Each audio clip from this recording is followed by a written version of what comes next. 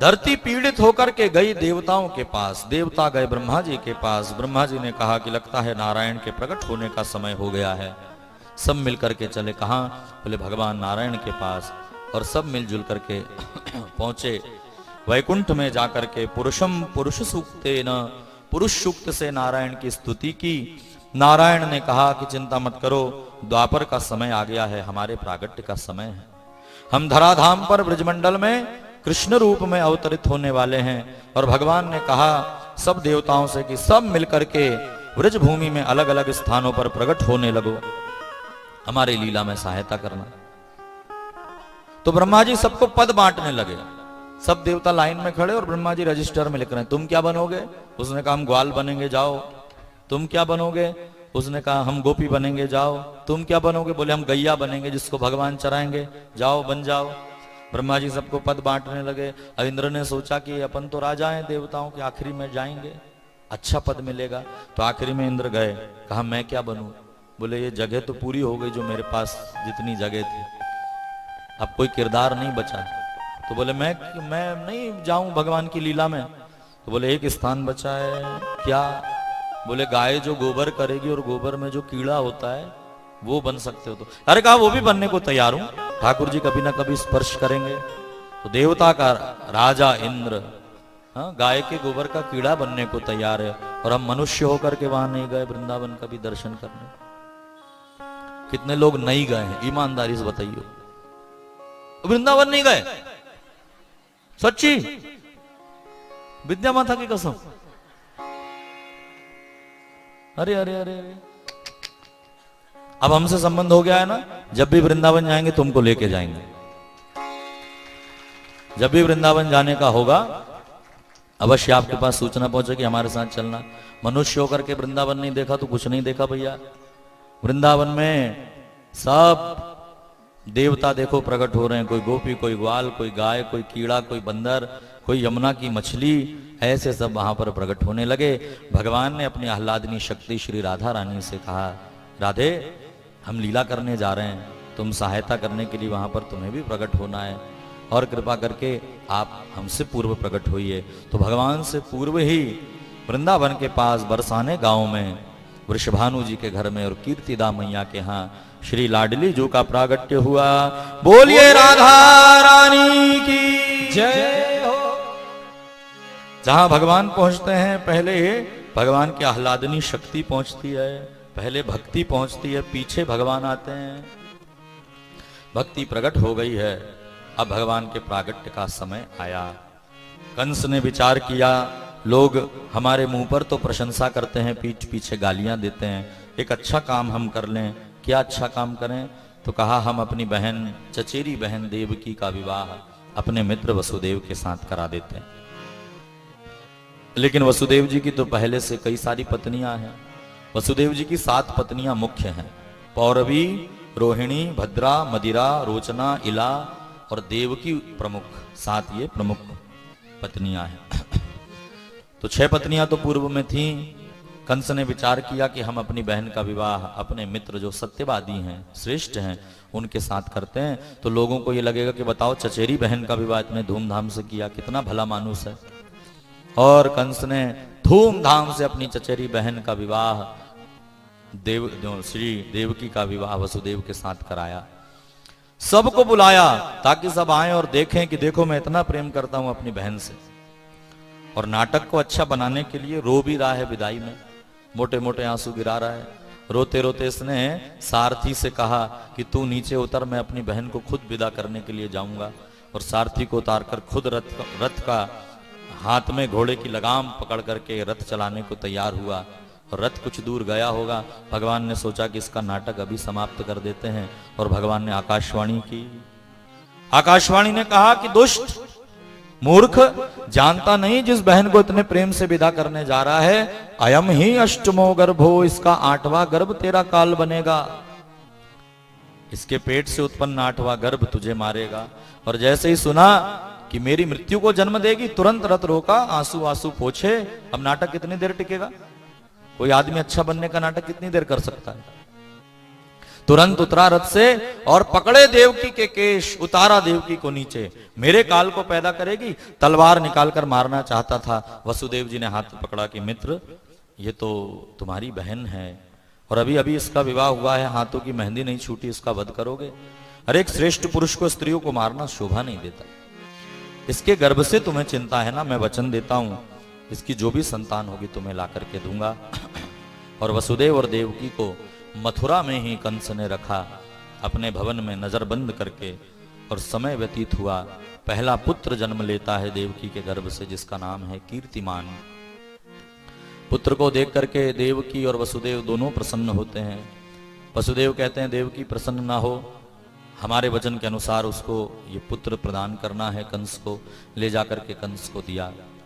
कंस ने देखा कि इतना सुंदर सा बालक है, ये मुझे क्या मारेगा, और 8वें गर्भ से मुझे खतरा, ये तो पहला है। तो कंस ने उस पहले बालक को छोड़ दिया और कहा ले जाओ वसुदेव, मुझे 8वें गर्भ से चिंता है। वसुदेव जी लेकर के आ गए। नारद जी इस लीला को देख रहे थे। नारद जी ने विचार किया कि अगर कंस अच्छा काम करने लगा तो भगवान के आने की आवश्यकता क्या पड़ेगी, धरती वैसे ही सुधर जाएगी, और यह सब लीला जो कृष्ण लीला होने वाली है उसका मजा ही खत्म हो जाएगा। अच्छे काम करेगा कंस तो उसका उद्धार कैसे होगा। तो नारद जी आए, नारायण नारायण गाते पहुंचे। कंस ने स्वागत किया, आइए देवर्षि, चरण धुलाए। नारद जी ने कहा कंस तुम्हारे ऊपर बड़ी चिंता हमको होती है, इसलिए तुम्हारे घर चले आते हैं। हाँ महाराज, इस बार कुछ मेरे उपयोग में कुछ हो तो बताइए, मेरा कल्याण कैसे हो। कहा कंस हमने सुना कि तुमने देवकी के पुत्र को छोड़ दिया। अरे तुम तो अपने पैर पर ही कुल्हाड़ी मार रहे हो भैया। तो कहा कि ये तो पहला पुत्र है महाराज, 8वें गर्भ से मुझे टेंशन है। नारद जी ने कहा नारायण नारायण कंस, तुम भी हद करते हो। देवताओं की भाषा बड़ी अटपटी है कंस, तुम सीधे साधे भोले भाले राक्षस, तुम क्या जानो देवताओं की भाषा।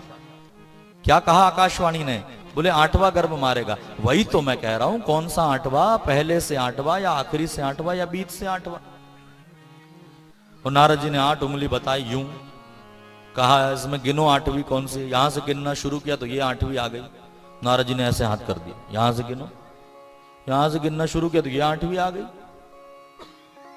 नारद जी ने ऐसे किया तो यहां से गिनना शुरू किया, ये 8वीं हो गई। ऐसे करके नारद जी ने 8 को 8वीं बता दिया। कोई भी 8वां हो सकता है बाबा। मूर्ख आदमी की क्या पहचाने पता है, खुद की बुद्धि नहीं लगाता वो। कोई उसके कान में फूंक देता कि तुझे ऐसी कह रही थी, वो कथा में आई थी ना, ऐसा कह।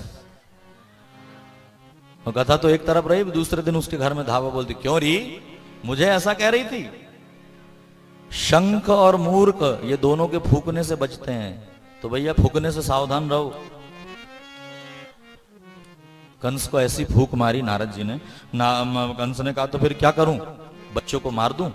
नारद जी ने कहा ये तो मैंने तुमसे कहा ही नहीं। नारायण नारायण करके बीना बजाते नारद जी चले गए, और यहां कंस ने आओ देखा ना ताओ तुरंत गया, लाओ देवकी वसुदेव कहां है मेरा काल, और पकड़े उस बालक के पैर और देवकी के सामने पटक करके उसकी हत्या कर दी।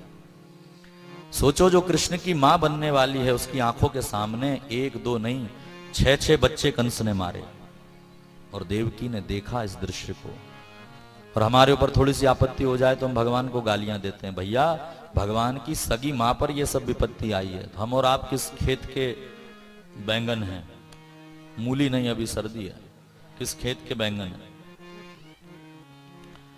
6 बच्चों को मारा कंस ने, और देवकी वसुदेव की श्रद्धा भगवान के प्रति कम नहीं हुई। 7वें गर्भ के रूप में शेष नारायण मां के गर्भ में उतरे। भगवान ने माया को आज्ञा दी कि तुम जाकर के हे माया हमारे बड़े भाई का आकर्षण करके हमारी दूसरी मैया वसुदेव जी की दूसरी पत्नी रोहिणी कंस के डर से नंद बाबा के घर में है, उनके गर्भ में स्थापित करो। और योग माया ने देवकी के गर्भ से बालक निकाल करके और रोहिणी के गर्भ में डाला। देखो आज से 10-12 साल पहले ये कथा कोई सुनता था ना तो कहता था कि ऐसा कोई होता है, लेकिन विज्ञान ने इसको सिद्ध कर दिया ऐसा भी होने लगा है। होता है ना, फिर तो उसमें लिखी हुई बातें कोई गप नहीं है, ये भी होता है, जो लिखा है सब होता है, लेकिन अपनी अभी वहां तक साइंस नहीं पहुंचा है, धीरे धीरे पहुंच रहा है। तो ये बात सिद्ध हुई कि गर्भ से निकाल करके दूसरी मां के गर्भ में स्थापित किया योग माया ने। यहां कंस को समाचार मिला, लगता है देवकी आपके डर से इतनी भयभीत हो गई कि वो बच्चा पेट में नष्ट हो गया। और वहां समय आने पर रोहिणी मैया के गर्भ से गोकुल में श्री बलदाऊ प्रकट हुए। जय जयकार करिए, बोलिए दाऊ दयाल की जय हो। दाऊ जी प्रकट हुए। अब 8वें गर्भ के रूप में भगवान श्री हरिनारायण स्वयं पधारे।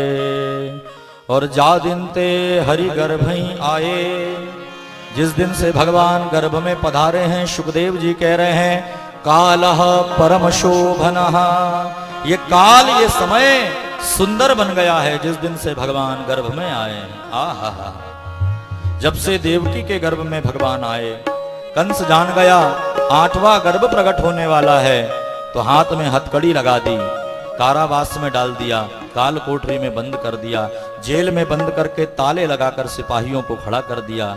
और यहाँ देवकी उस अवस्था में भी प्रसन्नता का अनुभव कर रही हैं, क्योंकि परमानंद पेट में अवतरित हुआ है, गर्भ में भगवान आए। केवल श्री कृष्ण हैं जिनका जन्म हुआ, ध्यान से सुनियो। इसलिए कृष्ण के प्रकट दिन को हम क्या कहते हैं, बोलिए ना, जन्माष्टमी। कोई कृष्णाष्टमी नहीं कहता। राम जी के प्रागट्य को रामनवमी कहा जाता, लेकिन कृष्ण प्रकट हुए तो कृष्ण के प्रागट्य को कृष्णाष्टमी नहीं कहते भैया, जन्माष्टमी कहते हैं, क्योंकि वो अद्भुत दिन था जब परमात्मा ने जन्म लिया। कृष्ण का जन्म हुआ।